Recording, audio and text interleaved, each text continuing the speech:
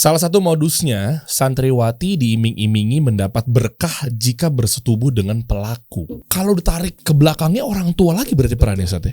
Karena kita kasih solusi. Assalamualaikum warahmatullahi wabarakatuh Ustaz. Waalaikumsalam warahmatullahi wabarakatuh. Masya Allah, hayakallah, semoga Allah selalu jaga. Alhamdulillah.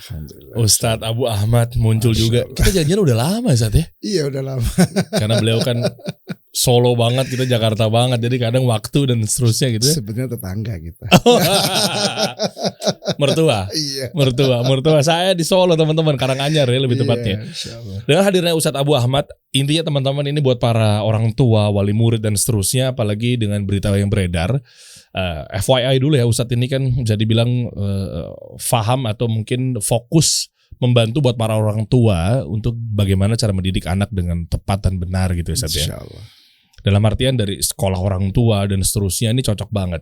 Apalagi beberapa hari yang lalu Ustadz. Kenapa saya panggil Ustadz ke sini? Karena berita-berita yang beredar ini luar biasa Ustadz. Masya Allah. Tentang kekerasan orang tua ke anak. Nanti ujung-ujungnya ada stigma mengenai pimpinan pondok pesantren, oknum ya. Melecehi atau melakukan pelecehan seksual kepada santri-santrinya. Iya. Wah macem-macem. Sehingga image pesantren tuh kayaknya tuh alergi ketika dengar kata pesantren, orang tua ngapain masukin pesantren? Iya. Pimpinannya tukang kawin. Wah. Kan stigmanya kayaknya Betul. Islam tuh ditariknya tuh tukang kawin lah, inilah. Iya, betul. Waduh, berantakan banget image-nya di luar sana Ustadz. Nah ini kita lihat beritanya. Viral video ayah siksa anak dan istri diduga ex petinggi OVO. Kita kan lagi bahas mengenai Vicky OVO-nya teman-teman ya. Ya emang gak itu, tapi ini berita salah satunya Ustadz. Rame. Ya. Yang disiksa habis-habisan apa segala macam. Yang berikutnya mungkin kita lihat ya tadi Detik, sekarang CNN. Modus-modus pelecehan seksual santri oleh pimpinan pondok pesantren di Lampung. Baca dong beritanya dikit dong, tadi ada menarik tuh. Nah ini. Salah satu modusnya, santriwati diiming-imingi mendapat berkah jika bersetubuh dengan pelaku. Wah, na'udzubillah. Berat. Ada lagi nggak beritanya? Coba kita bukain aja. Oke. Yang ayah mukul, apa lagi Ustadz? Ustadz mungkin sempat dengar juga. Iya, kemarin ada kasus di Jawa Timur kan. Seorang santri entah sengaja dibakar atau apa, tapi yang jelas dia mengalami luka bakar, meninggal. Oh iya. Iya. Iya, itu satu. Terus ada Terus lagi. ada lagi yang santri dibanting sama guru pengabdian sampai patah tangannya. Nah ini menarik juga nih kita bahas. Ya. Sebenarnya pengasuh di pesantren itu kan banyak yang kalau Anda pernah main ke beberapa pesantren itu kan muda-muda ya Sat ya. Betul. Anda gak menyalahkan ya. Tapi biasanya kalau muda-muda itu kan menganggap seumuran ya. Jadi nongkrongnya Betul, bareng. betul. Dan bahkan santri-santri juga ya oknum tersebut ya galil adab kepada Betul. pengawasnya Betul. atau pengasuhnya. Karena ya elah bro, kita kan seumuran. Iya, terpaut 1 tahun aja biasanya. Tuh kan. Yang kayak gitu-gitu tuh yang bahaya tuh. Ya, karena biasanya mereka lulus SMA terus diminta menjadi pengabdian di situ, khidmat 1 tahun. Nah, ada pembagian, ada yang mungkin diminta untuk bantu ngajar, ada yang bantu jadi pengasuh dan sebagainya. Sedangkan pada hakikatnya mereka sendiri masih butuh diasuh. Nah itu. Karena lulusan SMA itu kan usianya berapa? 19 tahun kan. Kok ngurus anak padahal anak. dia sendiri belum punya anak ya. Dan punya anaknya langsung banyak, Bang. Oh iya. Jadi yang biasa kita tahu mereka lulus, nah itu diminta ngelola satu kamar santri yang biasanya isinya 8 sampai 10. Nah, bayangin dia langsung punya anak 8 sampai 10, langsung gede. Usia SMP kan biasanya. Iya. Sedangkan kita sebagai orang tua ya kan, kita punya anak misalnya, saya sendiri punya anak 8. Masya Allah. Itu aja secara bertahap kan. Iya. Tahun 2000 tahun berapa? 98 punya anak nomor 1, tahun 2000 tambah lagi 1, 2002 tambah 1. Jadi kisaran 2 tahun baru nambah. Sehingga kita juga bertahap kan bisa ngelola anak itu. Di samping itu kita mendapatkan anak itu kan sejak kecil. Jadi tahu karakter anaknya. Iya. Oh anak nomor 1 ini karakternya kalau salah dipelototi selesai, tidak perlu keluar kata-kata. Oh tapi anak kedua ini kayaknya harus diomongi lah, baru berhenti. Anak ketiga mungkin perlu dipukul dikit deh, misalnya. Nah, sedangkan ini para santri tadi yang jadi khidmat tadi kan nggak ngerti kecilnya siapa. Iya. Kan kecilnya bagaimana? Tahu-tahu ketemunya sudah SMP. Iya. SMP kelas 1. Iya. Kemudian juga sudut lain kita punya anak 8 satu produk, Pak. Jadi ayah ibunya sama, jadi Betul. ya enggak terlalu beda-beda jauh lah gitu kan. Nah ini dari berbagai keluarga. Oh nggak masuk Ya sih kan? harusnya sih. Sehingga kan berat. Maka di sini sudah dibutuhkan ilmu. Nah ini Ilmu menarik. tentang itu. Syukron Ustaz Barakallahu Fikum. Artinya gini, tadi Ustaz juga sempat mention mengenai pukul. Iya. Metodenya mungkin berbeda ketika penerapan ke anak yang pertama sama anak yang ketiga. Iya, Mungkin ini betul. udah keras banget wataknya sehingga dimelayangkanlah tangannya gitu ya. Iya. Ini juga jadi masalah loh Ustaz. Kemarin-kemarin sempat rame. Orang tua begitu tahu mengenai dalil boleh memukul anak di usia 10 tahun. Iya. Akhirnya enteng banget. Nggak cuma sholat mungkin Iya. dihajar. Hal lah. yang remeh pun main pukul. Aduh. Kita bahas dari awal aja gimana Ustaz? Ya. Ayo barik fikum. Sebenarnya pendidik itu siapa sih Ustaz? Semuanya masing-masing bilang atau lempar-lemparan Ustaz. Orang tua di rumah bilangnya, lah ya pendidik ya guru lah. Iya, Orang udah bayar mahal-mahal sekolah. betul. Wah. Betul. Acuannya yang jadi masalah pasti uang tuh. Iya. Ya guru tanggung jawab lah. Udah bayar kok. Wah. Pokoknya aku bayar sekian, anakku jadi begini. Gitu. Tapi ada juga saat mungkin oknum lah ya, guru-guru yang mengatakan bahwa ya nggak tahu oknum nggak tahu bukan gitu ya. Iya. Lah ya Anda lah. Paling di sekolah berapa jam sih? Iya betul. Anda kan paling banyak. Ini kan masih jadi perdebatan Ustadz. Kita mulai. Sebenarnya pendidik itu siapa Ustadz? Baik. Dikatakan oleh Syekh Muhammad bin Jamil Zainu. Dia seorang guru berpengalaman. Masya Allah. Dia menulis buku Nida ilal Murabbiin wal Murabbiyat. Seruan kepada para pendidik laki-laki dan perempuan. Dan beliau tulis buku ini setelah beliau mengajar selama 40 tahun. Masya Allah. Jadi sudah ahli lah begitu. Pengalaman dan seterusnya. Maka beliau katakan di buku itu bahwa pendidik itu adalah semua yang terlibat dalam pemeliharaan anak. Oh. Oke. Jadi orang tua, ayah ibunya, mungkin saudaranya, saudari anak ya, kakaknya, adiknya, pamannya, neneknya, kakeknya, sampai pembantu, sopir kalau dia punya. Kemudian nanti di sekolah ya ada guru, ada kepala sekolah, ada satpam, ada tukang kantin. Itu semua sebenarnya adalah masuk kategori pendidik. Kenapa demikian? Karena pendidikan itu adalah satu pekerjaan yang itu melibatkan banyak pihak, tidak bisa berdiri sendiri. Kayak misalnya begini Bang Dery ya. Ya Ustaz. Di sekolah kita sebagai guru udah ngajarin nih, misalnya merokok itu enggak boleh. Tapi kalau tukang kantinnya jualan, selesai.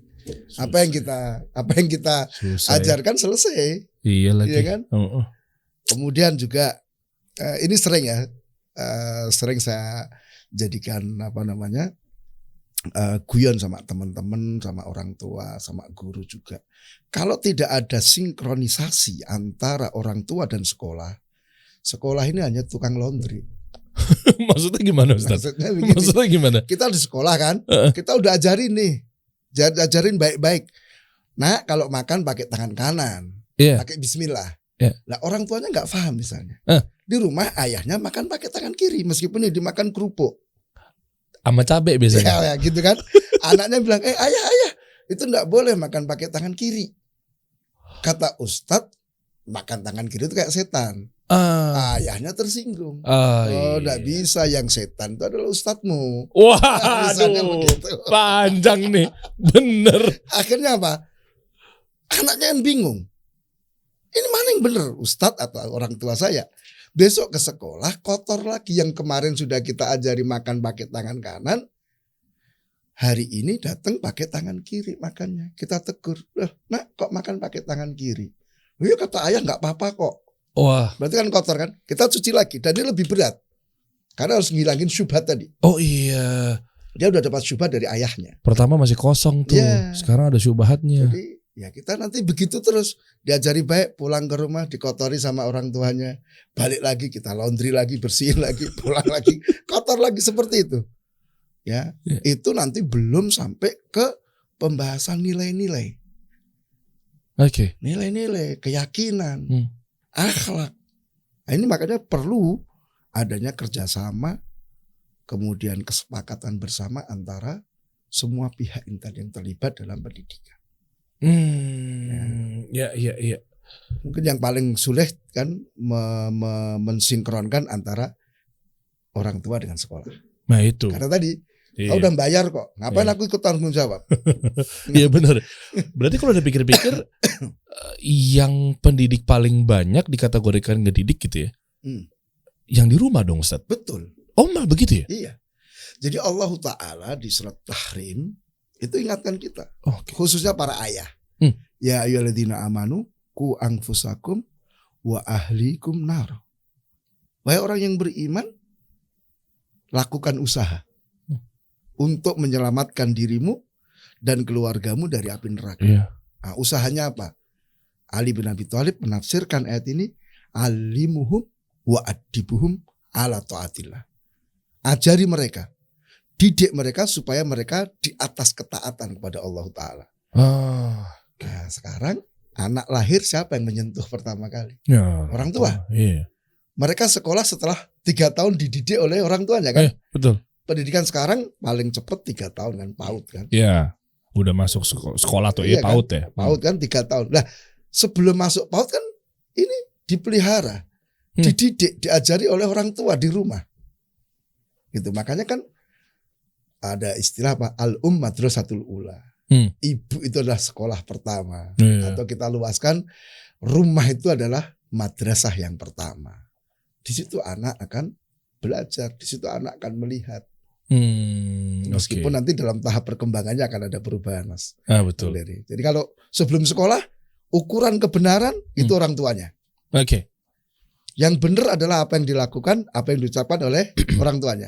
Tapi nanti kalau sudah masuk sekolah, yang jadi ukuran adalah gurunya. Nah, maka nanti Bang Dery nggak usah kaget kalau anak udah mulai sekolah, terus tiba-tiba Bang Dery ngasih nasihat, nak begini-begini. Enggak, ustadzku nggak seperti itu. Wah, gitu. Udah berpindah nanti. Wow, iya, fase-fase itu ya. Oke, ini menarik ya. Artinya sebelum kita bahas mengenai pendidik dan seterusnya gitu kan, mungkin Ana izin mau ngasih tahu ke teman-teman terkait Ustadz Abu Ahmad ini, kenapa memang tadi penjelasannya tegas, lugas terhadap pendidik dan seterusnya. Ternyata beliau ini memang menjadi pembina di sekolah Anas, teman-teman. Nah, nggak tahu nih teman-teman, mungkin ada yang tahu atau mungkin ada yang punya anaknya di situ atau adiknya dan seterusnya kan. Artinya kan berarti salah satu pembinanya ada ya Ustadz Abu Ahmad dan lainnya kan ada Ustadz Ali Basuki, Ustadz Ayub, Ustadz Abdul Bar, ya. Hafizahumullah Ta'ala. Masya Allah, Ustadz perkopian kita Ustadz. Beliau kan ngopi udah tahu betul dia, apalagi Ustadz Ayub. Masya Allah ya, pokoknya mudah-mudahan Allah sehatkan, Allah jaga guru-guru kita semua termasuk Ustadz Abu Ahmad. Lanjut nih Ustadz. Artinya gini, berarti pendidikan yang awal didasari itu harus dari orang tua ya terkait dalam hal ini ya. Cuma kalau udah terlanjur orang tuanya mungkin ini Anda berkaca kepada Anda sendiri deh Ustadz. Ya kan dulu mungkin Anda sekolah Islam yang umum gitu ya. Bukan berarti menyesali qadarullah gitu, tapi artinya ketika sekarang belajar agama ya, meskipun banyak yang kurang ilmunya dan seterusnya pasti, tapi kan mulai mengarahkan anak-anak nih yang pertama ini kan masuk TKA, sekolah Islam apa segala macam. Artinya kalau orang tuanya yang sudah terlanjur mungkin dulunya nggak sempat belajar agama dan seterusnya, ya maaf mungkin bahasa kasarnya ya saya harus katakan misalnya dulunya pelaku bid'ah dan seterusnya gitu kan. Nah, itu bagaimana Ustadz? Yang dirasa-rasa kalau sekarang mungkin kalau anak pribadi iya belajar. Jadi ketika ketemu anak TK kan ini sekarang udah luar biasa. Belajar hadis dan seterusnya kan. Hadis jangan marah. Hadis terhadap orang tua, setoran, voice note, hafalan dan seterusnya. Masya Allah, Anda jadi belajar nih sama dia nih kan. Jadi mau nggak mau ngubek-ngubek. Tapi bagi yang belum menerima dakwah sunnah ini Ustadz. Gimana? Kan nggak ketemu. Nyalainnya nanti apakah harus sabar terus gurunya kayak seperti yang tadi Ustadz katakan tukang laundry sampai kapan gitu Ustadz? Fadhol Ustadz. Jadi begini. Mungkin kita sedikit cerita sejarah kenapa kita membentuk sekolah orang tua. Setuju Ustadz. Nah, ini kan awalnya juga dari situ keprihatinan kita. Kita alhamdulillah sudah menjadi pengajar tuh juga hampir 25 tahun. Jadi sampai sekarang saya masih ngajar Bang Dery. Masya Allah. Ngajar kelas 4 SD juga. Masya Allah. Cuman di Solo. Jadi saya ngajar di SD sama di SMA. Nah gitu. Nah itu bermula dari keprihatinan. Kenapa anak-anak ini kok nggak target dari apa yang kita inginkan? Misalnya hafalan. Nak tolong hafalkan 1 baris ya. Besok di store. Itu aja nggak bisa. Karena? Kenapa? Karena di rumah nggak ada yang bimbing. Orang tuanya buta huruf Al-Quran. Ya Allah. Terus mau gimana? Mau belajar sama siapa? Jadi mereka belajar Al-Quran hanya di sekolah saja. Oke. Sehingga akhirnya dari diskusi-diskusi, kemudian kita baca referensi, itu disimpulkan bahwa sumbernya dari orang tua. Maka orang tuanya harus sekolah lagi. Oke. Sampai pada level bagaimana mereka bisa siap menjadi orang tua yang mendidik anaknya dengan baik dan benar. Mohon maaf ya, mungkin udah banyak beredar, viral juga ada namanya apa? Kuliah pranikah. Tahu. Ya kan? Tahu. Tetapi mereka selesai materi di adab malam pertama. Tidak lanjut ke bagaimana mendidik anak. Iya juga ya. Ya kan? Padahal ini kalau enggak belajar sebelumnya Bang. Ini susah. Waktunya kadang enggak ada loh. Oke, habis nikah bulan madu, masa suruh belajar? Ya enggak dong. Ya kan, setelah itu apa? Happy. Setelah itu hamil. Ya kan, muntah-muntah lagi, pusing-pusing kepalanya. Setelah itu masuk bulan kelima, perutnya makin gede, makin berat, ini macam-macam. Terus tahu-tahu lahir. Dalam kondisi dia belum tahu gimana cara mendidik anak. Wah, benar lagi. Paling pol mereka akan mengandalkan pengalaman. Aku dulu dididik ayahku seperti ini. Ya berarti sekarang aku terapkan kepada anakku. Sedangkan zamannya berbeda. Itu satu. Yang kedua bisa jadi apa? Tidak semua yang diajarkan oleh ayah kita benar. Iya kan? Tidak semua benar. Bagaimana kita adopsi copy paste? Nggak bisa. Nah, kita harus belajar. Gitu. Maka kita akhirnya apa? Yuk kita didik orang-orang tua yang sudah terlanjur jadi orang tua ataupun yang mau jadi orang tua. Kita buka sekolah orang tua di Solo waktu itu awalnya. Tahun berapa Ustaz? Tahun 2016. Ya kan? Setelah itu kita ada kontak dengan Anas ya. Anas. Kemudian kita di situ. Kemudian ya udahlah kita diminta bantu di situ. Kemudian kita juga tawarin. Jadi untuk orang tua yang tadi apa? Belum tahu, belum kenal sunnah atau apa, itu mainnya lewat sekolahannya. Jadi awalnya kita mungkin sekedar anjuran untuk wali murid, ayo ikut kegiatan ini. Tapi semakin kesini kita sudah wajib kan. Harus wajib. Kalau enggak ya tadi nanti kita ya jadi tukang laundry terus kan capek gitu. Tapi dengan diwajibkan akhirnya apa? Ada sinkronisasi. Akidah itu yang benar seperti ini. Sholat itu yang benar begini. Adab itu seperti ini. Sehingga kita tidak capek untuk membetulin tadi. Itu satu. Kemudian yang kedua, alhamdulillah ternyata dari apa yang kita berikan, orang tua responnya positif. Banyak yang akhirnya sadar, ternyata aku keliru. Ternyata aku ini. Selama ini kan orang tua mohon maaf egois, mau menang sendiri. Iya jelas. Pokoknya aku menang. Pokoknya kamu salah anaknya itu. Bahkan berapa banyak orang tua gak bisa dialog dengan putranya. Kan? Ayo rapat-rapat tapi isinya marah-marah. Ya kan anaknya kan gak mau diajak rapat lagi. Itu diantara hal ya yang perlu untuk kita sampaikan. Dan alhamdulillah kita juga ada di Al-Aslain Ustadz Riyad Bajri. Ustadz Riyad Bajri, oh, Masya Allah. Belum punya sekolah, juga ngadain sekolah orang tua juga. Dan di Semarang ada juga, kemudian di Makassar. Oke. Nah, di Makassar sekarang pakai radio kita malahan. Oh, Makassar Ustadz Zul? Ustadz Zul. Oh, di Masya Allah. As-Sunnah. Oh, Jadi kita setiap hari Ahad jam 9 sampai jam 10 pagi ya, waktu Indonesia Barat. Itu kita siaran di radio, live. wih, mantap. Masif jadinya terdengar tuh ya. Seperti itu.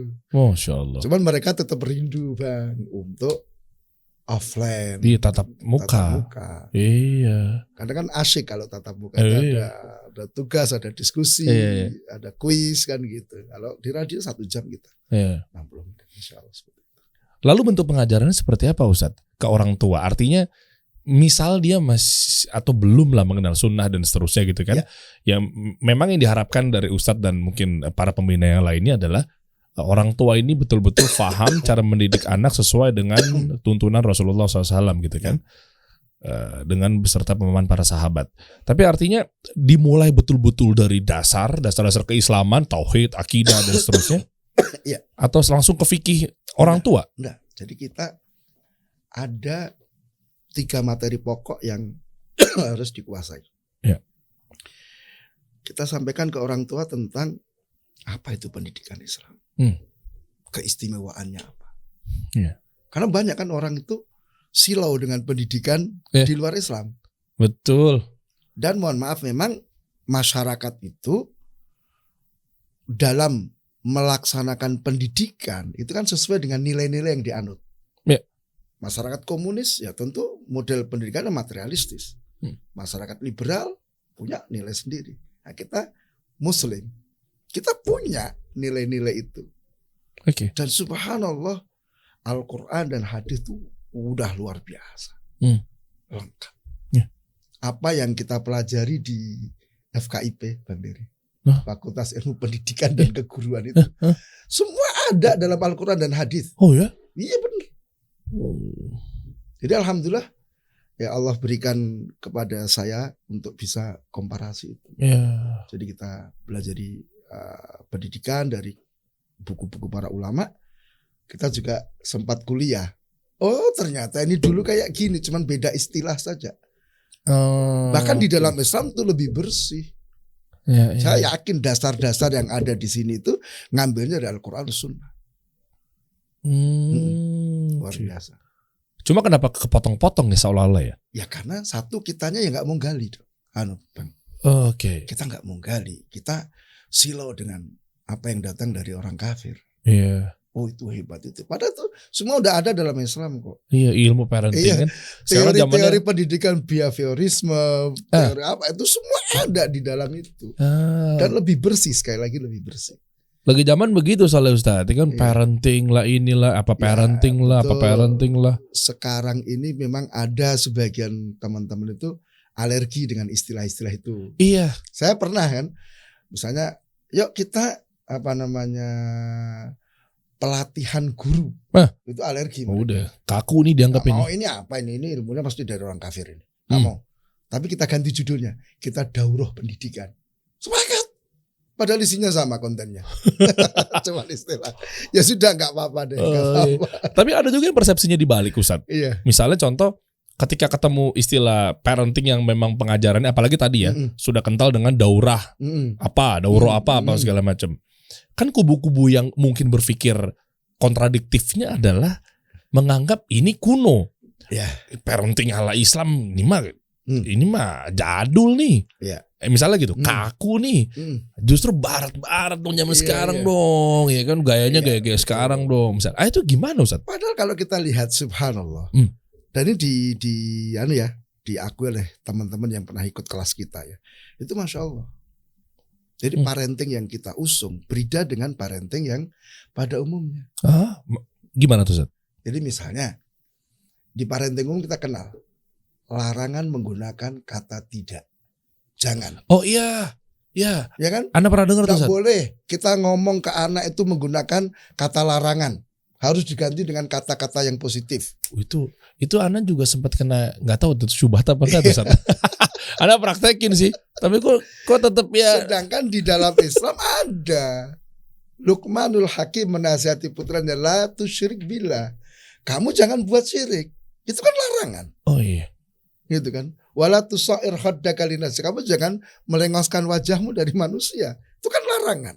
Iya. Nah, sekarang mana teori yang lebih bagus daripada teori ini tadi? Oh jelas. Sekarang kan kita begini juga. Jadi kita terangkan di dalam pendidikan Islam keistimewaannya. Di antaranya apa? Pendidikan Islam itu adalah robbaniyah. Artinya sumbernya dari Allah. Sekarang misalnya nih, kita itu punya sepeda motor nih atau apa gitu, mereknya tertentu. Maka supaya sepeda motor itu bisa maksimal, kemudian seandainya ada kerusakan, itu mesti kita kembalinya ke pabrikannya kan. Oh iya. Nggak mungkin kita ke pabrik lain. Kenapa? Dia yang paling tahu.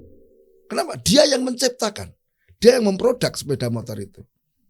Sekarang kita manusia nih pendidikan. Siapa yang menciptakan manusia? Ya Allah. Allah. Maka Allah yang paling tahu supaya manusia itu baik, bahagia. Itu Allah buat aturannya kan? Iya. Orang istilahnya kan manual book ya. Iya betul. Kamu harus lakukan ini, jangan lakukan ini. Iya. Ya, manusia kan ada juga perintah dan larangan Allah itu, ibadah itu. Oke. Itu satu. Kemudian manusia tidak selamanya lurus. Mesti ada manusia yang menyimpang. Oh iya. Entah itu menyimpang pemikirannya, penyimpang keyakinannya, menyimpang perilakunya. Cara memperbaikinya bagaimana? Ya pabriknya yang paling ngerti. Wah keren. Kembali kepada Allah. Allah tuh udah tahu. Oh ini orang kalau rusak akidahnya, misalnya, oh ini jatuh pada kesyirikan. Obatnya begini. Langkah-langkah untuk menyembuhkan penyakit syirik seperti ini. Langkah-langkah menyembuhkan bid'ah, langkah seperti sudah ada semua di nas Al-Quran wa Sunnah. Kita terangkan seperti itu kepada orang tua. Supaya mereka, oh aku muslim kok. Kita bangkitkan kebanggaan terhadap keislaman dia. Oh Islam itu top, lengkap. Apa yang kita butuhkan ada. Gitu. Iya, itu iya, materi pertama yang wajib diikuti. Oh Masya Allah. Nanti prinsip-prinsipnya apa. Kemudian yang kedua adalah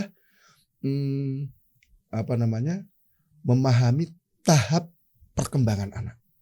Ya. Dan karakteristiknya. Nah ini agak berat nih. Jadi Islam kan juga menerangkan, oh manusia itu dalam prosesnya apa? Dia menjadi bayi, dia menyusui, kemudian nanti jadi anak-anak, lalu jadi balik, jadi pemuda, orang dewasa, orang tua. Iya. Ada tahapannya. Iya. Dan itu ada karakteristiknya masing-masing. Oh iya. Nah ini kita ajarkan. Contohnya gimana Ustaz? Jadi misalnya untuk anak usia TK, ini diistilahkan dengan anak usia hadonah, pengasuhan. Maka salah satu cirinya apa? Ya anak itu aktif. Iya. Gak mau diem. Oh iya ya. Dia akan banyak bertanya. Dia itu egonya tinggi. Ini mobilku, ini mainanku. Nggak boleh temennya ngambil. Tapi dia juga sudah mulai mengalami ledakan dalam kemampuan berbahasa dan yang lainnya. Nah ini kita harus paham. Oke. Gimana cara ngarahkan anak ini? Dan di dalam Islam sudah ada arahan-arahan itu. Oke. Gimana untuk anak usia ini, apa yang diajarkan? Apa yang dibiasakan? Kita harus tahu. Nah, kesalahan pendidik itu diantaranya apa? Tidak memahami tahap perkembangan dan karakteristiknya. Semua disamain. Bukan, jadi misalnya anak kita udah SMA nih, udah SMP, tapi diperlakukan seperti anak TK. Salah kan? Iya. Atau anak TK disikapi seperti anak SMP. Nah, itu nanti paling banyak masalah ketika menjelang balik. Orang mengistilahkan remaja. Iya. Orang tua kita ambigu. Satu sisi ini dianggap masih anak kecil, tapi menuntut anaknya untuk bersikap dewasa. Ya. Ya karena kan anak bingung, ini iya. aku gimana, ini aku ini. Dimanjain tapi aku nggak ini pada siapa? Aku ini. Iya, dimanjain nggak pada tempatnya Ustaz ya. Akhirnya Waktunya. seperti itu. Itu materi yang cukup butuh beberapa pertemuan deh. Wow, ini nih penting loh teman-teman, nanti gimana cara ngedidik dan seterusnya gitu kan. Iya. Termasuk yang tadi ya kita bahas di Jadi awal misalnya, mana mukul. kenapa tadi misalnya mungkin banyak orang tua jengkel anaknya nggak mau diem. Iya iya. Ya padahal itu kan normal. Kalau anak usia tadi 3-6 tahun aktif itu normal. Oke. Justru kalau anaknya diem itu abnormal. Kelainan. Betul. Cuman para guru, mohon maaf, para guru itu guru TK, guru SD kelas 1 itu kan jengkel kalau muridnya aktif. Aduh. Padahal itu normal. Juga mereka kalau nggak paham kan mesti membentak, marah, teriak-teriak, mungkin sampai pada tahap pemukulan tadi. Kalau kita paham tahap perkembangan, kita akan bisa bersikap bijak. Kita akan tahu gimana cara mengembangkan potensinya. Kemudian yang ketiga, materi wajibnya adalah tentang komunikasi. Bagaimana membangun komunikasi efektif, efisien untuk pendidikan anak-anak kita. Nanti silakan deh, mungkin kasih solusi, bisa survei kayaknya. Boleh. Kepada orang tua, gimana bentuk komunikasi dengan anak-anaknya. Dari mulai nada, suara. Iya, nada, suara. Kira-kira gimana? Bisa pernah dialog nggak dengan putranya? Yang masih kecil, yang masih SD. Pernah nggak dialog? Gimana cara dialognya? Ya, apakah ayah bunda menjadi pendengar yang baik atau tidak? Pendengar yang baik itu dia mendengar, memperhatikan, dan merespon. Bukan sambil mendengar, bukan sambil main HP gitu loh. Wah, ya kan? Sering terjadi. Ini 3 materi pokok. Ya.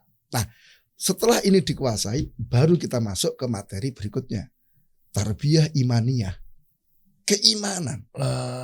Ini pokok. Semua pendidikan dasarnya di sini. Cuman untuk mengajarkan iman itu kan tadi kita harus tahu anak kita tuh usia berapa. Kan ngajari iman, mengenalkan Allah untuk anak TK dan anak SMA kan tentu nggak sama. Komunikasinya juga berbeda. Bobot materinya nggak sama juga kan. Makanya 3 tadi itu penting. Oh iya. Iya. Oh Masya Allah. Jadi iman kepada Allah apa yang harus diajarkan. Iya. Untuk anak TK itu apakah sampai misalnya kan nggak mungkin anak TK ini harus tidak boleh mentakwil, mentafsir. Itu kan enggak kan. Ntar disamain lagi nih. Iya kan? Begitu itu tahu ntar tangan Allah sama tangan manusia disamain lagi. Akhirnya kan rusak. Anak kita belum nyampe lah. Belum. Kecerdasannya belum situ. Tapi lo anak SMA kan sudah kita ajarkan. Jadi salah satunya kan keistimewaan Islam itu bertahap dalam mengajarkan. Bertahap. Ada tahapan-tahapannya. Wah ini nih, yang saya pun juga kayaknya sepertinya harus ikutan loh. Bener. Bareng teman-teman mau nggak teman-teman? Nanti mungkin teman-teman bisa cek di caption atau deskripsi gitu gimana cara ikutan sekolah orang tua nih, terutama buat kita ini para orang tua ya. Tapi sebelumnya minta sabar jangan buru-buru daftar dulu teman-teman. Intinya gini, saya punya kisah menarik Ustadz terkait dalam hal ini. Ya mungkin tadi ya sedikit dan miskin ilmu saya juga belum ikutan sekolah orang tua lebih detail apa segala macam gitu kan. Tentunya Ustadz Abu Ahmad dan bimbing kami apa segala macamnya. Yaitu pengenalan Allah apa segala macam. Karena kita juga suka stuck tuh begitu. Anak kita nanya, oke kita kasih tahu Allah di mana? Allah di atas minimal begitu dulu kan. Kalau sampai ke ars umur 5 tahun mungkin bingung kali ya. Sampai akhirnya suatu ketika saya ajak sholat Jumat. Terus tiba-tiba di satu momen kan nunggu ya. Nunggu lama gitu kan, padahal khutbah khotibnya lama tiba-tiba anak saya yang umur 3 tahun tuh nyeletuk barengan lah kompakan sama amasnya, ini kok lama ya nggak mulai sholatnya ya, kenapa sih nunggu Allah datang ya? Waduh saya bingung jawabnya. Inilah pentingnya ilmu teman-teman, pentingnya ilmu sekolah orang tua nih. Nunggu Allah datang ya, kan dia tahu kita Islam Muslim sholat. Sholat berarti menghadap Allah. Ditanya begitu kan, ya udah saya waktu itu ya karena mungkin daripada ngobrol juga dengan elegan ke orang tua ayah, jangan berisik. Padahal diantara 2 jangan berisik sama nggak tahu jawabnya. Takut salah-salah. Kita jelasin lebih detail dia nggak nyampe. Betul. Itu kan butuh kejelasan. Jangan-jangan mungkin begitu sudah besar. Apapun yang nggak cuma metode pengenalan Allah, tapi mungkin metode yang diajarkan dalam hal yang lain. Betul. Taunya pas udah gedenya, perasaan bokap dulu gak ngajarinnya begini deh. Mulai penentangan, berbeda arah sama orang tua. Mungkin bibit-bibitnya dari situ kali Ustaz ya? Iya, jadi apa ya? Satu, mungkin kemampuan kita mengkomunikasikan itu kepada anak. Atau memang yang kedua, tadi kita memang gak punya konten. Kita gak bisa jawab sebetulnya. Nah supaya bagaimana kita tidak malu, kita tetap terjaga di hadapan anak. Ya, maka ada trik-trik yang harus dimiliki ketika ada pertanyaan dan kita nggak bisa jawab pada anak-anak. Itu kita ajarkan di komunikasi tadi. Nanti bukan hanya itu, Bang. Hmm. Pertanyaan-pertanyaan anak-anak yang polos gitu. Apa? Ternyata banyak orang tua nggak bisa jawab. Contohnya apa, Ustaz? Ya, misalnya, Kayaknya saya juga gak bisa jawab juga nih. Kayaknya nih, begitu Ustaz mau nyontohin nih. Apa, Ustaz? jadi misalnya tentang apa namanya, tentang Allah juga ya biasanya. Kan? Ya, Allah itu misalnya laki-laki atau perempuan. Iya. Allah itu makan atau tidak. Kalau kita suruh puasa, Allah itu puasa enggak. Banyak pertanyaan polos seperti itu. Oh, ngerti Anda, Ustaz. Ketika orang tua mungkin bibit-bibitnya dia nggak bisa jawab, sehingga mungkin nggak ada arahan. Ya, ini jangka panjangnya ya. Iya. Yaitu nanti dia malah bisa-bisa naudzubillah melenceng, malah nggak percaya Islam. Ada ateis di Betul. situ. Dia akan cari jawaban ke orang lain. Ya kalau ketemunya orang baik, orang yang berilmu. Kalau enggak, ini sama. Banyak hal yang memang harus kita lakukan, Bang Dery. Termasuk tadi misalnya apa? Berita yang kedua. Kenapa sih santri-santri itu bahasa kita kok bodoh banget? Iya. Dikibulin gitu kenapa? Mohon maaf. Iya. Salah satunya adalah apa? Karena kita tabu untuk mengajarkan tarbiyah jinsiyah, pendidikan seksual. Oh iya. Masih banyak di antara kita tuh enggak mau, tabu untuk pendidikan seksual. Malu, sungkan, segen. Sebetulnya ada yang lebih mendasari, mereka enggak mampu. Oh iya Enggak sih. punya konten. Iya. Enggak mampu mengkomunikasikan bagaimana pendidikan seksual itu. Sehingga akhirnya anak kan, apalagi tadi anak-anak yang saya istilahkan remaja ya, udah mulai hormonnya sudah mulai tumbuh dan sebagainya, ketertarikan lawan jenis sudah ada. Terus orang tua ditanya nggak jawab, atau bahkan dimarahi. Sedangkan teknologi sekarang canggih, dia browsing, ketemunya hal yang nggak baik, atau dia tanya sama temennya. Kan wajar misalnya seorang anak kita laki-laki melihat perempuan, ada rasa, lapor sama bapaknya, ayah tadi ada cewek nih gini-gini, kamu tuh ngeliat gitu tuh haram gini. Nah, terus kira-kira gimana? Anak besoknya ketika ini cerita nggak sama ayahnya? Enggak, dia akan cerita sama temennya. Ketika temennya, wes gasken wae wes. Kamu sekenan, udah, ayo, Bismillah katanya. Akhirnya kena pengaruh begitu, Bang. Iya, coba kita baca deh Ustadz beritanya nih. Iya bener ya, nyambung loh teman-teman. Coba kita lihat ya. Yang tadi saya ulang lagi teman-teman. Salah satu modusnya, ini kan judulnya apa tadi? Santriwati ya. Ada pelecehan seksual, modus-modus pelecehan seksual santri oleh pimpinan Ponpes di Lampung. Oknum ya, oke kita katakan. Cuma biasanya kalau pimpinan Ponpes tuh ada kiainya misalnya, oknum-oknum inilah ya. Artinya gini, di situ disebutkan ya. Salah satu modusnya. Nah, salah satu modusnya santriwati diiming-imingi mendapat berkah jika bersetubuh dengan pelaku. Kan, ya oke lah kita katakan mungkin sekarang yang kita sama-sama belajar, kok mau sih ketipu gitu ya? Kok mau sih? Itu kan syubhat misalnya. Tapi kalau ditarik ke belakangnya orang tua lagi berarti perannya Ustaz ya? Karena dia nggak ngajarin. Bahkan kalau Bang Dery mau survei ya, pelaku pelecehan seksual itu adalah orang dekat dari korban. Oh iya Ustaz. Paman, gurunya, ayah iya. tirinya, saudaranya, sepupunya. Nggak jauh-jauh dari si anak. Terutama untuk anak-anak kecil ya, anak-anak SD itu kan. Kenapa? Karena nggak diajari. Anak kecil nggak bisa bedakan ini ciuman nafsu atau ciuman kasih sayang. Iya. Dianggapnya adalah apa? Oh ini kasih sayang, ini pamanku. Padahal pamannya adalah nafsu. Terjadi apa yang terjadi? Coba kalau ini karena ini ada mindset yang perlu diluruskan Bang. Tentang misalnya pendidikan seksual. Orang anggap tabu. Orang dianggap pendidikan seksual itu hanya hubungan kelamin loh. Oh, nanti berarti ngajari orang untuk begitu pergaulan bebas. Padahal enggak. Di dalam Islam tuh cakep loh. Rasul kalau ngajarin hal yang berkenaan dengan sesuatu yang keji, sesuatu yang berkenaan dengan aurat itu menggunakan bahasa kiasan. Wah, ya kan? Bagaimana Ustaz? Misalnya ada seorang sahabat datang, ya Rasulullah aku telah berzina. Rasulullah berpaling, enggak kamu sampai pada level mungkin kamu hanya menciumnya saja. Enggak ya Rasulullah. Mungkin kamu memeluknya. Enggak ya Rasulullah. Terakhir Rasul katakan, apakah timba masuk ke dalam sumur? Hmm. Nah, ini kan kiasan. Cakep bahasanya. Ya sudah. Nah, nanti kan itu satu sudut. Sudut yang lain, pendidikan seksual itu tidak hanya berkenaan dengan itu. Menutup aurat. Menjaga pandangan mata.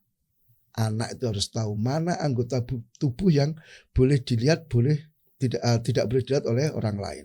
Mana yang boleh disentuh dan mana yang tidak boleh disentuh. Itu semua diajarkan. Rasul, anak umur 10 tahun pisahkan di tempat tidur. Itu kan pendidikan seksual sebetulnya. Nah, kemudian termasuk apa yang ditulis oleh Syekh Bakar Abu Zaid di Khirasatul Fadilah. Di antara kesalahan orang tua adalah apa? Memberikan pakaian tidak sesuai dengan jenis kelamin. Anak perempuan dikasih pakaian laki-laki, sepatunya model laki-laki, kaosnya kaos laki-laki, warnanya juga warna laki-laki, atau sebaliknya laki-laki dikasih model perempuan. Nah, itu salah satu kenapa muncul penyimpangan LGBT. Misalnya. Iya tuh. Masuk situ. Cocok juga sama benderanya tuh ya kan, warna-warni tuh, betul. Serampangan tuh jadinya tuh. Jadi sebenarnya itu ya pendidikan iman, kemudian nanti ibadah, kemudian akhlak, ada pendidikan sosial.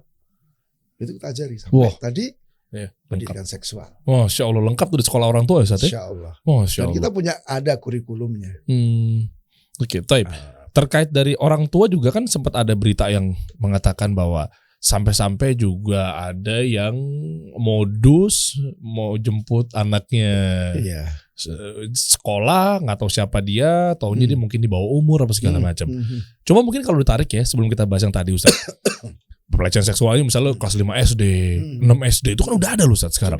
Udah ada, bahkan dari zaman dulu ya. Tapi kalau sekarang kita samperin ke anak itu, mungkin dia udah beranjak besar, dewasa dan seterusnya, selalu pakai alasan gue broken home. Dulunya gue nggak dapat perhatian bokap, nyokap, macam-macam ya. Ada yang kena narkoba, ada yang pergaulan bebas dan seterusnya. Artinya gimana Ustaz terhadap orang-orang yang mungkin yatim piatu, nggak punya bapak dari lahir, atau ada tapi pengawasan atau bahkan bapaknya ninggalin ibunya, begitupun sebaliknya. Nah, kan dari tadi kita ngomong orang tua. Nah, terus perannya siapa kalau anak-anak ini misalkan dulunya dengan bertameng ayahnya, broken home lah, apapun itu lah, gimana Ustaz? Ya. Jadi pendidikan itu kan keluarga ya, basisnya basis keluarga. Ya. Kemudian melibatkan juga keluarga besar. Maka ketika ada anak-anak yang dia tidak mendapatkan haknya dari ayahnya atau dari ibunya, maka keluarga besar ini yang memenuhi. Jadi misalnya seorang anak lahir yatim atau masih kecil udah yatim, ayahnya meninggal, paman-pamannya yang berperan menggantikan ayahnya. Kalau misalnya ibunya yang meninggal, maka adalah apa? Bibi-bibinya yang memenuhi kebutuhan itu. Sehingga anak itu tetap tumbuh di atas tahap perkembangan yang lurus karena kebutuhannya terpenuhi. Dan memang ada satu hal yang betul-betul harus diperhatikan oleh orang tua. Karena orang tua apalagi zaman sekarang lebih sibuk bekerja, karir. Yang penting anaknya terpenuhi nih. Tak kasih duit, tak kasih mainan, kasih apa. Bisnis. Ya, padahal ada satu hal yang sangat dibutuhkan oleh anak. Kebutuhan jiwa dan perasaan. Anak butuh perhatian. Anak butuh dicintai. Anak butuh dihormati. Anak butuh dikasih apresiasi. Ini kadang tidak didapatkan. Karena tadi mungkin ketidakadaan orang tua sibuk bekerja. Atau memang ya orang tua ada tapi tidak memenuhi itu. Ya, jadi interaksi gersang di rumah itu. Seadanya. Panas. Ayahnya cuma marah-marah saja, ibunya nyala-nyalain aja. Ketika ada anak merasa berprestasi nggak ada apresiasi. Ya siapa dapat nilai 7, malah cuma 7. Nah, hancur. Padahal anak itu butuh. Maka istilahnya apa ya? Anak itu punya Fitrah. tangki cinta yang harus dipenuhi oleh orang tua. Jadi kalau mobil kan ada tempat bensin tuh, Iya. harus dipenuhi kan semua istilah. Iya. Ini ada tabung cinta, perasaan harus dipenuhi. Maka pendidikan Islam itu lengkap, Bang Dery. Tidak hanya berkenaan dengan fisik, Oke. tapi sudut perasaan, kejiwaan, kemudian akal, kemudian perilaku, itu semua dikembangkan sehingga menjadi seorang pribadi yang sempurna. Oh iya. Dengan itu dia diharapkan mendapatkan kebahagiaan dunia dan akhirat. Oh. Cuman caranya harus dengan pendidikan Islam. Itu. Karena banyak loh orang, mohon maaf ya, negara-negara yang dianggap pendidikannya maju. Oke. Jepang misalnya. Iya. Ternyata apa? Jepang ini angka bunuh dirinya 5 besar. Paling lumayan Iya paling banyak tuh bunuh dirinya tuh. Kenapa, ada apa? Katanya sistem pendidikannya paling bagus. Berarti kan mereka nggak bahagia dong. Iya betul ya. Kenapa mereka ada masalah sedikit, udah mati aja deh. Iya. Nah, ini kenapa? Tidak adanya pendidikan iman tadi. Iya. Peran orang tua juga sih. Ya, peran orang tua. Di Swedia yang dikatakan nomor 1, itu single parentnya paling banyak tuh. Ya. Swedia. Ya.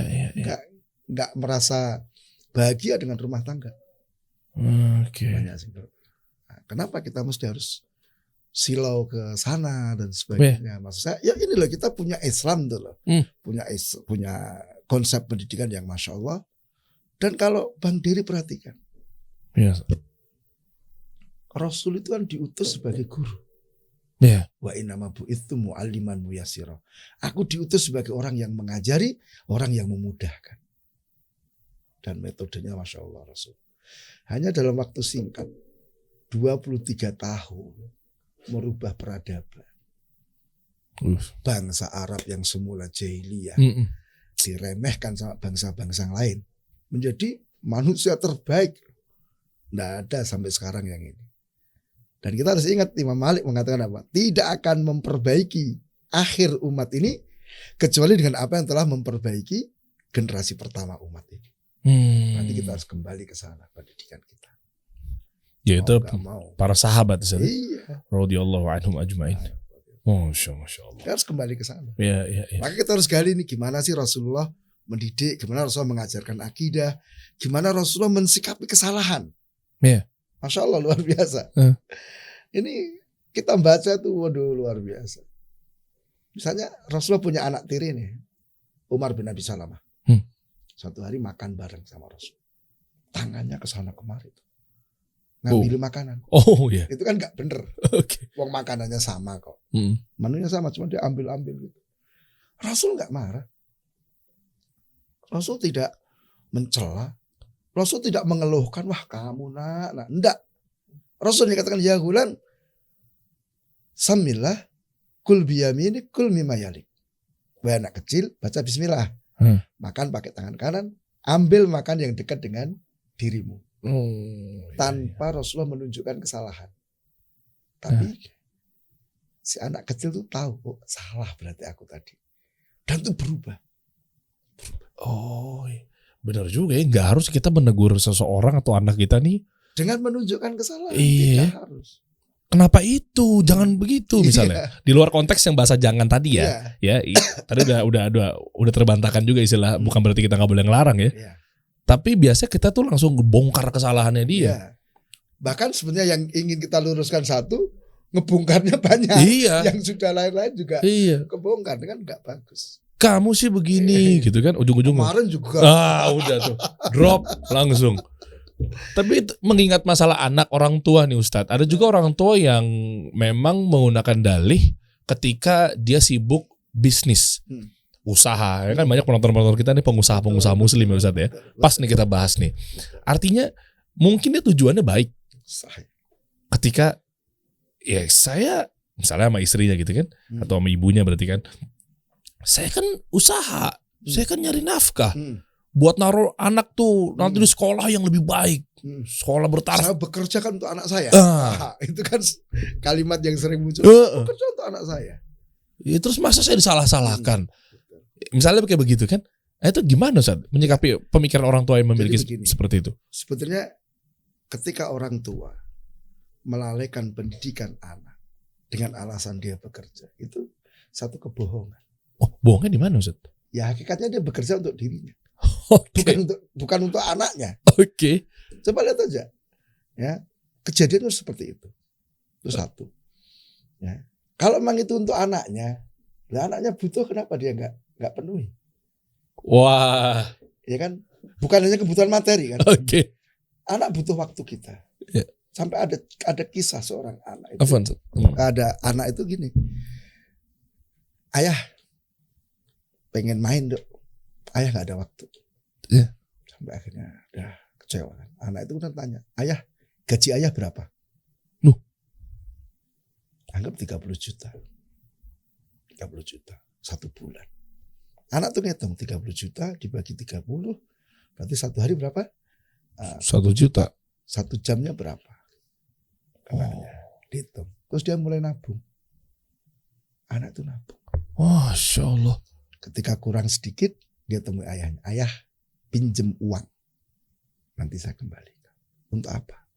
Membeli waktu ayah setengah jam aja. Allahu Akbar. Gimana rasanya? Wah, lemes sih. Saya aja langsung Ya kan? lemes nih sampai mata kaki nih kayak nih. Turun semua nih kayaknya dari atas sampai kepala nih. Jadi sebetulnya kalau memang kita untuk anak, kan ada apa nggak dipenuhi? Kebutuhan anak sekali lagi banyak. Bukan hanya tadi materi, tapi jiwa, perhatian, kecintaan. Bahkan tadi mengkomunikasikan cinta aja banyak orang tua nggak bisa. Saya tuh sayang sama kamu, tapi anak menangkapnya kan nggak sayang. Ya. Itu kan tadi pelajaran iya. ketiga, komunikasi. Iya, komunikasi bener. Wah, Iya kan? ini penting nih, orang tua banyak banget. Saya sendiri merasa kayak seperti saya harus ikutnya gitu kan. Gini loh. Banyak loh yang saya nggak tahu Jadi gitu. kita Ustaz. orang tua tuh kayak aku udah tunjukkan cinta kepada anakku, tapi anak belum bisa menangkap cintanya di mana ya. Nggak bisa. Nggak bisa. Itu satu. Iya. Sudut yang kedua, Bang. Kita kerja dan mengabaikan pendidikan anak. Dan terjadi misalnya anak kita, naudzubillah misalnya, kena narkoba. Hasil kerja kita untuk apa? Pengobatan kan. Habis untuk apa? Gak bisa membahagiakan. Artinya bukan kita itu melarang para ayah orang tua untuk bekerja. Silakan bekerja, tapi jangan lupakan ini pendidikan anak-anak kita. Silakan, kita memang butuh penghasilan, butuh ini. Tapi jangan sampai kemudian sebetulnya kan kita bisa ya membagi waktu, itu bisa. Kemudian mungkin muncul pertanyaan, lah aku kan di luar kota. Gimana caranya? Masya Allah berikan teknologi. Kenapa nggak video call dengan anak kita? Yeah. Kenapa kita nggak nelpon? Itu sudah seneng loh. Ya. Jadi saya sendiri misalnya saya di Jakarta atau saya di Makassar, saya sediakan waktu sore gitu, anak-anak udah pulang sekolah, saya video call dengan anak-anak. Meskipun sekedar say hello, gimana kabar kamu, tadi ngapain gini. Ya, itu. Maka sungguhnya kita perlu membangun hubungan ini.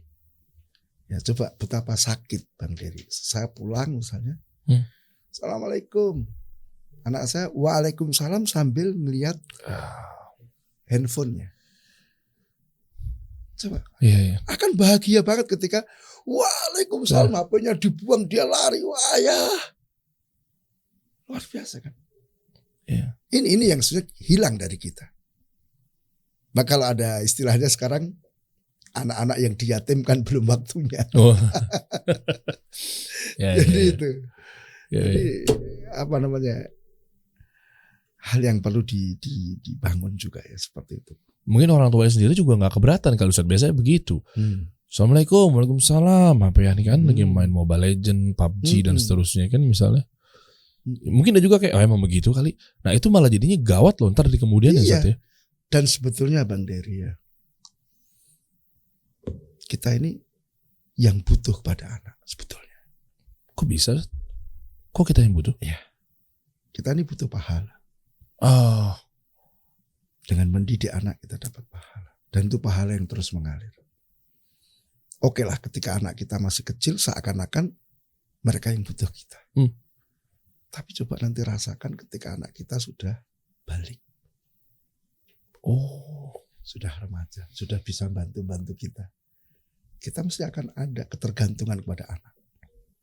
Saya ngerasakan misalnya, kalau anak-anak saya pas pulang ke rumah, kumpul itu yang laki-laki, enak saya nggak harus beli galon, saya nggak harus beli gas, semua udah dikerjain, kan kita butuh benar. iya. Begitu mereka hilang, kita kerasa, oh iya, itu kita masih hidup. Nanti kalau sudah kita mati gimana?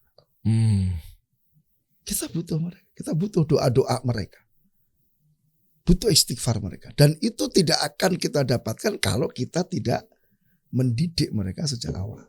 Investasi berarti ya, anaknya. Investasi yang luar biasa. Iya. Cuman banyak orang tua nggak paham. Iya. Katanya ya hanya apa ya? Bahasa saya ya mau senang sendiri aja, nggak mau susah-susah. Gitu kan, sehingga anak diserahkan ke pembantu, anak diserahkan ke neneknya, anak diserahkan ke sekolah 100%. Iya.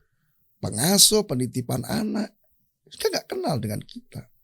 Dan sentuhan juga perlu nggak Ustadz? Contoh misalnya kayak tadi, masih balik nyambung ke mengenai usaha, pebisnis, bekerja, wah pokoknya luar biasa nih si ayahnya nih. Oke? Tapi mungkin ada suatu ketika dia malah bukan yang nggak mau ngurus. Iya, ini bentuk cinta saya pada kamu Nina. Sekolah yang bagus, babysitter yang luar biasa, guru les, pagi siang sore malam kalau perlu. Yeah. Di rumah juga dikasih homeschooling lagi, tajir misalnya, duitnya banyak. Itu dikategorikan salah nggak Ustaz? Salah menurut saya. Salahnya di mana? Dia udah kontribusi. Terlalu menekan si anak. Anak butuh hiburan, anak butuh kasih sayang, anak butuh perhatian dari orang tuanya, bukan dari orang lain. Oke. Ya kan? Nanti kalau misalnya anak kita menganggap sopir kita itu ayahnya gimana? Karena nggak pernah ketemu dengan kita. Ya kan? Kita yang marah. Sedangkan itu dari kita. Maka dikatakan bahwa apa yang terjadi pada hari ini dari perilaku negatif itu adalah hasil pendidikan di waktu-waktu sebelumnya. Unduhnya sekarang, panennya sekarang. Maka ayo jangan, kalau saya pribadi, ayo kita tidak perlu deh nyalahkan anak 100%. Tapi lihat kenapa anak kita jadi seperti itu. Ada andil nggak dari kita? Nah, ternyata kan gitu. Maka Ibnul Qayyim rahimahullah di Tuhfatul Maudud berkatakan, mayoritas kerusakan anak itu bersumber dari orang tuanya. Mayoritas. Nggak imbang berarti Ustaz ya? Kenapa kata beliau? Ada dua. Satu, orang tua tidak mendidik. Jadi telantarkan tadi. Meskipun dengan alasan apa tadi? Bekerja ini itu ya kan. Dia telantarkan dia kayak ini. Kemudian yang kedua adalah salah pendidikan. Keliru dalam mendidik. Nah keliru ini banyak kan. Misalnya tadi mendidiknya dengan kekerasan, kayak ini macam-macam. Atau memang dia salah dalam mengarahkan potensi anak.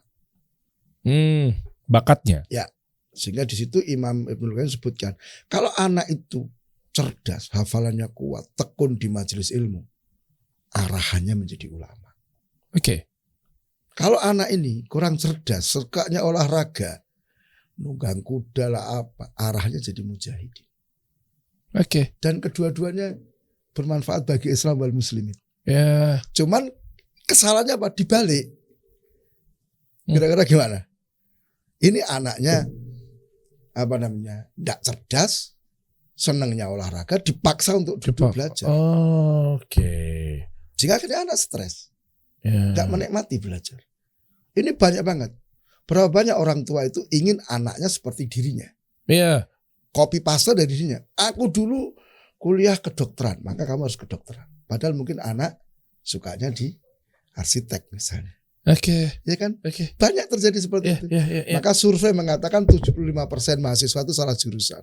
Wah. Kenapa? Hanya ikut-ikutan. Ikut-ikutan teman. Kamu daftar di mana? Aku kedokteran udah ikut. Padahal dia nggak ngelihat potensi dirinya apa. Oke. Atau dipaksa orang tuanya. Atau faktor yang lain. Jadi nggak ngemat dengan potensi dirinya. Maka di sini fungsi pendidik adalah dia harus bisa menyingkap potensi anaknya apa. Oke. Meskipun duniawi ya Ustaz ya. Ini kan banyak yang salah kaprah loh. Kan mungkin muncul pertanyaan waktu kemarin yang Ana nge-MC di Anas yang ada Ustaz Abu Ahmad juga ngisi juga kan Ustaz ya. Karena ada nanya kan, boleh nggak sebetulnya kalau anak saya itu misalnya gambar potensinya, kan bisa jadi mungkin ke arsitek apa segala macam ya, kedokteran apa segala macam. Apa jangan-jangan mungkin kalau pendidikan orang tua Islami ya harus anaknya jadi ulama semuanya, jadi ustadz semuanya, langsung pergi terbang ke Madinah, Yaman, Mesir dan seterusnya misalnya. Nah, itu gimana Ustaz? Tidak seperti itu. Jadi kita itu pendidikan itu disamakan ya dalam pokok-pokok, misalnya pokok-pokok agama, akidah benar, sholatnya benar, ibadahnya baik, akhlaknya mulia. Kemudian di urusan dunia ya life skill dia punya, misalnya dia bisa mandi, dia bisa ini kan. Tapi untuk pengembangan life skill macam-macam itu sesuaikan dengan kondisi anak-anak.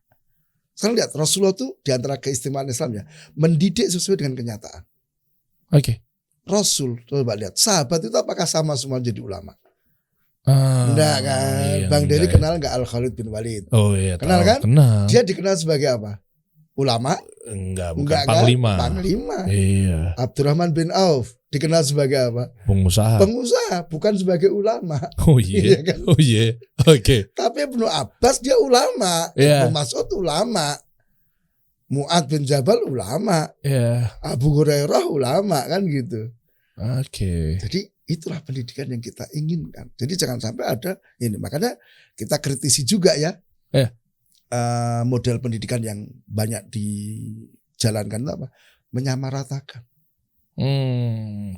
Mohon maaf ya, kemarin kita sempat, ya alhamdulillah sekarang udah nggak ada ya, ujian nasional. Oh iya, betul, udah nggak ada tuh. Coba sekarang standarnya sama dibuat oleh pemerintah. Dari Sabang sampai Merauke. Mungkin Bang Dery ngeliat bagaimana misalnya di Papua. Fasilitas pendidikannya kayak apa. Gak usah jauh-jauh deh, di Banten aja deh. Banyak yang masih kekurangan. Masih. Tapi standarnya ibu kota. Kira-kira gimana? Adil gak ini? Kan gak adil. Gimana ujian standarnya Jakarta sedangkan ini fasilitasnya jauh dari Jakarta. Gak ketemu sih. Iya, saya pernah tahun berapa itu mewakili untuk studi banding ke salah satu madrasah aliyah di Jakarta. Saya pulang laporan ditanya sama pimpinan apa nih? Nggak ada. Loh kok nggak ada? Nggak cocok semuanya. Kenapa? Kenapa? Terlalu tinggi. Kita nggak bisa menerapkan di sini. Terus ngapain aku? Apa yang ada di SMA Jakarta ini nggak mungkin bisa diterapkan di sekolahan kita. Oh, behaviornya udah terlalu beda. Jauh. Iya. Misalnya saya bilang gitu. Kalau kita sekolah itu kan gurunya yang pindah kelas. Nah di Jakarta udah enggak, muridnya yang pindah kelas. Gurunya duduk aja satu tempat. Nanti yang mau belajar datang, nanti pergi lagi. Nah kita nggak bisa kan? Iya. Seperti itu. Ya mohon maaf ya, mungkin kalau memang mau seperti itu versi saya Ustaz ya, mungkin dipenuhin dulu SDM-nya. Iya betul. Iya kan? Dari SDM fasilitas jauh. Nah kok kemudian ujiannya sama. Standar itu kok. Ini kan gak berkeadilan menurut saya. Iya. Ya meskipun juga harus juga terhadap gaji guru dan seterusnya juga harusnya di standarnya dinaikin di ya. Pedalaman kan SD itu paling 3 orang gurunya. 3-4 orang, satu merangkap kepala sekolah. Makanya kemarin misalnya terjadi pandemi, pembelajarannya online. Mereka susah gak ada sinyal. Oke. Jadi seperti itu. Ya, Masya Allah. Mungkin bisa kita cek sosial medianya, mungkin Anas atau mungkin sekolah orang tua dan seterusnya. Ini buat teman-teman atau mungkin buat orang tua murid ya, mungkin sekiranya pengen daftar, bagaimana caranya Ustaz. Oh iya kan, sekarang apa beberapa hari yang lalu ya Sat ya, kan lagi ada acara juga kan di Anas ya Sat ya. Besok. Ya. Besok. Nah itu artinya kalau memang udah nggak sempat ikut daftar dan seterusnya, acaranya kan bisa aja nggak ada rutin mungkin annual ya, jadi kapan? Kita ada ini tuh di pekan kedua sama pekan keempat Sabtu. Oh tiap bulannya ya? Oke. Jadi sekarang ada 3 kelas. Jadi ada kelas 1, 2, dan 3. Nanti biasanya tahun ajaran baru tambah kelas lagi. Karena kan tidak mungkin yang baru itu diikutkan yang lama.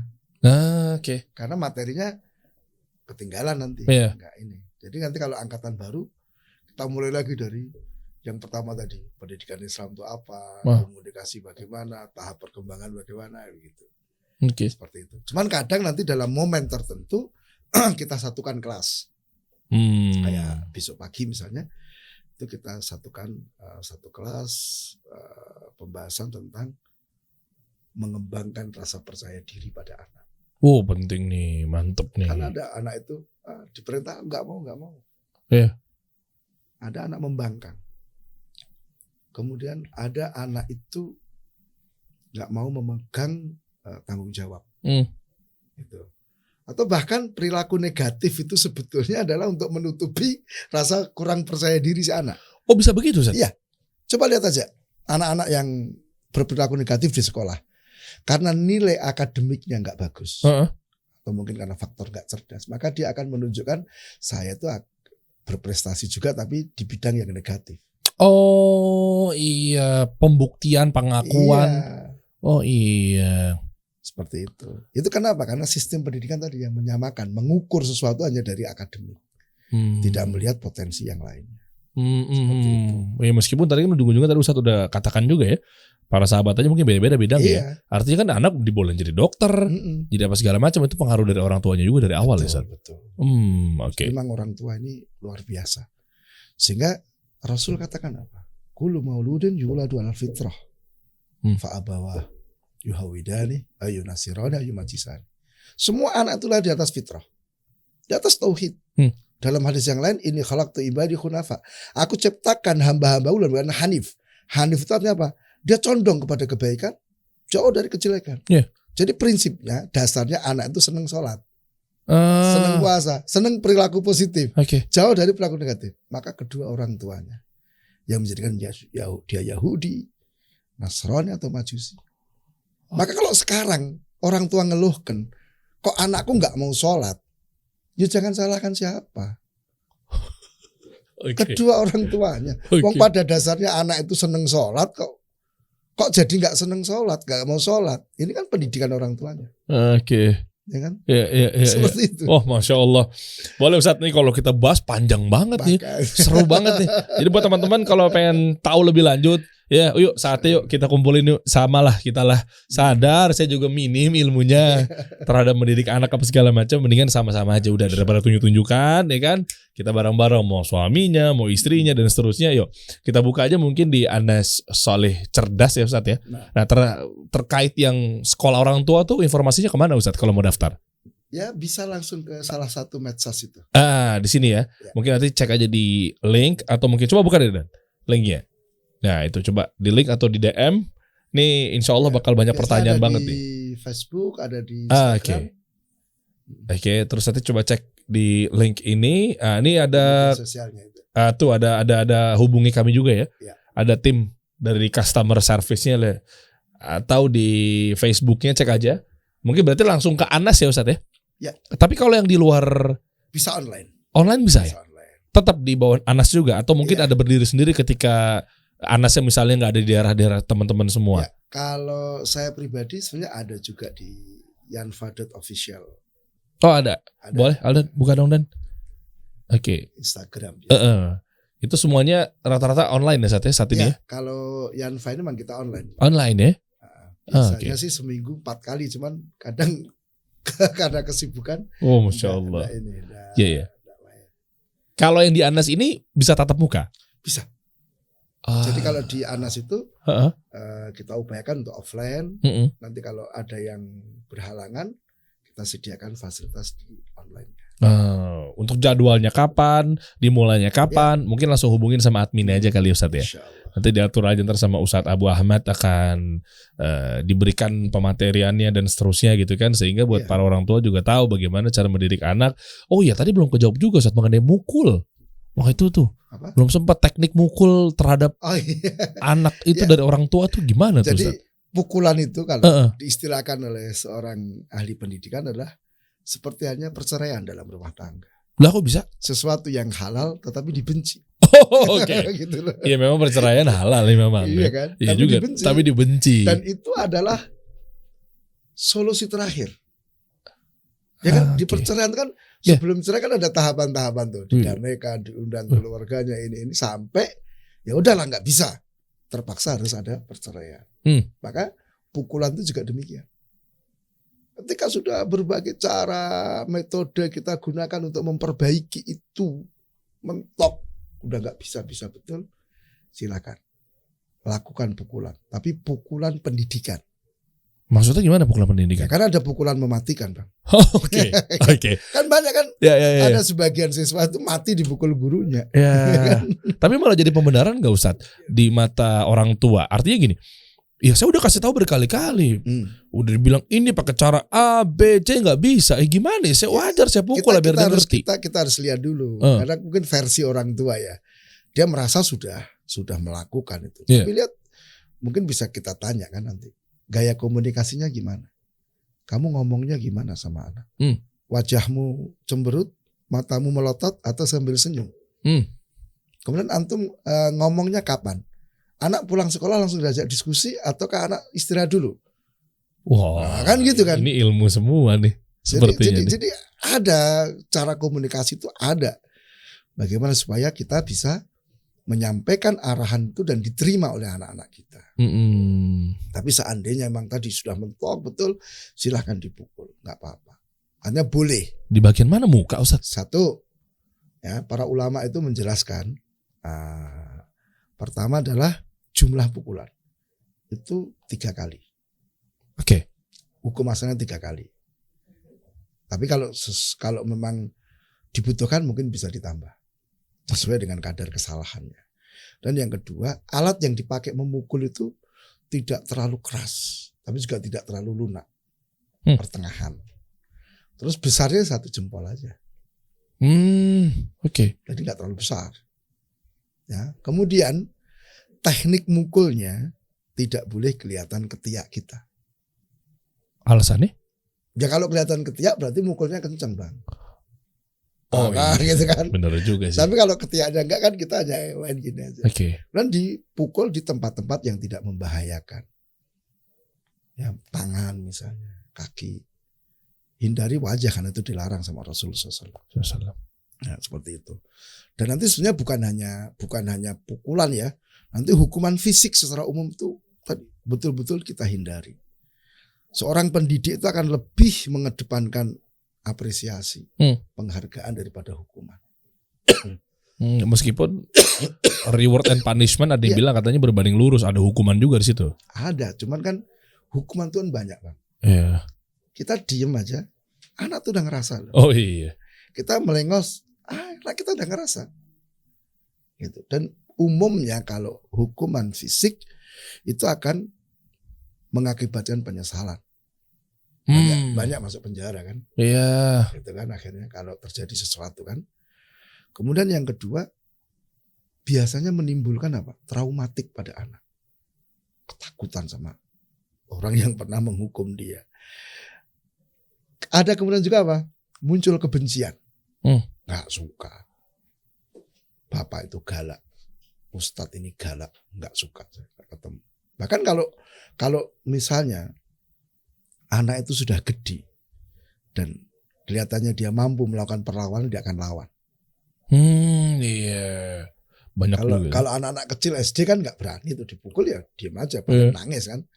Anak SMP SMA berani dia lawan. Gitu. Kenapa? Itu. Kemudian hal yang penting ayah bunda itu sebelum menimpakan hukuman, pastikan kesalahan itu benar-benar terjadi. Yang kedua, pastikan bahwa anak itu menyadari kesalahannya. Kan banyak juga sih orang tua tergesa kan, dapat laporan langsung hukum. Padahal kita nggak tahu, mungkin itu sebenarnya jarang sih anak-anak itu yang sengaja melakukan kesalahan itu jarang. Sengaja membuat jengkel orang tua itu jarang sebetulnya.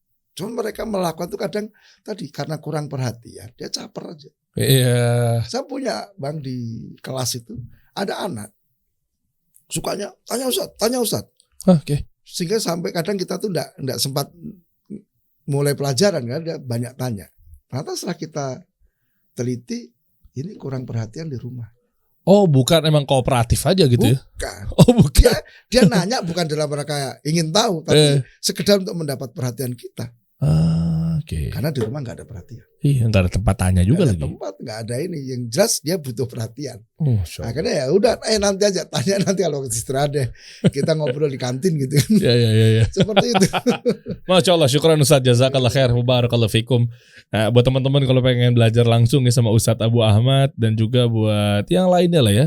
Dalam artian mungkin apapun tentang metode pembelajaran orang tua juga akan disediakan di sekolah orang tua tentunya bersama Anas juga ya. Ya. Dan metodenya nggak harus melulu mengenai agama, tapi mungkin tadi teknik mengenai pukulan, Iya. ya kan?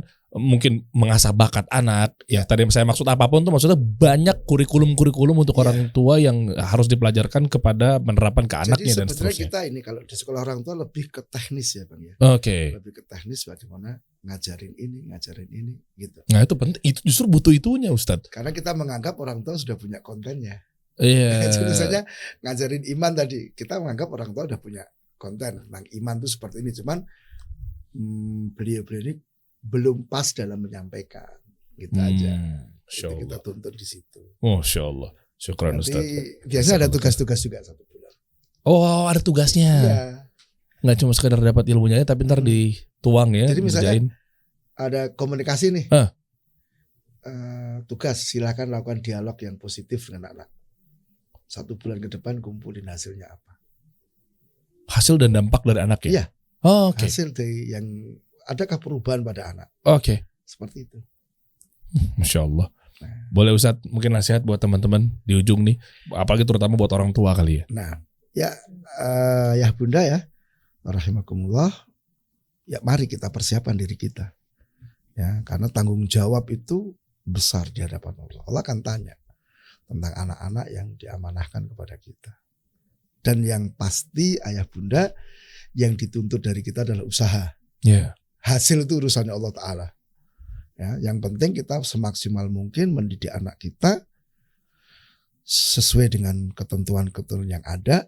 Adapun hasilnya kita serahkan kepada Allah Ta'ala. Nah, itu saja. Dan sekolah orang tua hadir untuk membantu. Kita bekerja sama. Bukan berarti saya ahli banget, enggak. Ya, ayo kita sharing. Jadi di kelas itu biasanya juga ada Bang Dery. Yeah. Berbagi kelas berbagi cerita. Anak saya begini. Itu kan mungkin bisa jadi diadopsi oleh orang tua yang lain yang punya masalah yang sama. Oh iya. Meskipun ya tidak mesti tepat. Tapi itu fulan ada pengalaman anaknya begini, diperlakukan begini, selesai. Iya. Saya coba deh anak saya. Iya. Kayak gitu. Masya Allah. Jadi mudah-mudahan lah kita memberikan kemanfaatan untuk semua pihak. Allahumma Gitu, amin. Allah yubarik fiik. Syukran Ustaz, jazakallah khair udah mau mampir Ustaz. Insyaallah yubarik fikum. Insyaallah nanti kita kunjung-kunjung lagi. Nah, kita buat sesi untuk parenting kayaknya menarik tuh Ustaz. Iya. Jadi kan nanti kita coba pikirkan apalah kita Betul. harus sampaikan kepada teman-teman semua terkait ini luas Banyak. ilmu tentang keorangtuaan dan pengasuhan dan seterusnya banyak Ustaz. Betul. Ya, macam-macam ya. Insyaallah. Belum lagi tadi anaknya misalnya jadi ini, wah jadi nggak keurus, wah macam-macam deh. Jadi sudah ada kurikulum bagaimana mempersiapkan diri punya anak sampai punya cucu. Oh. Mempersiapkan bagaimana anak nikah itu bagaimana. Iya. Bagaimana anak mau punya anak. Wah. Kan begitu ada semuanya insyaallah. Dari anaknya itu dari satu istri atau? Ya seperti anaknya gitu. Kita kasih solusi.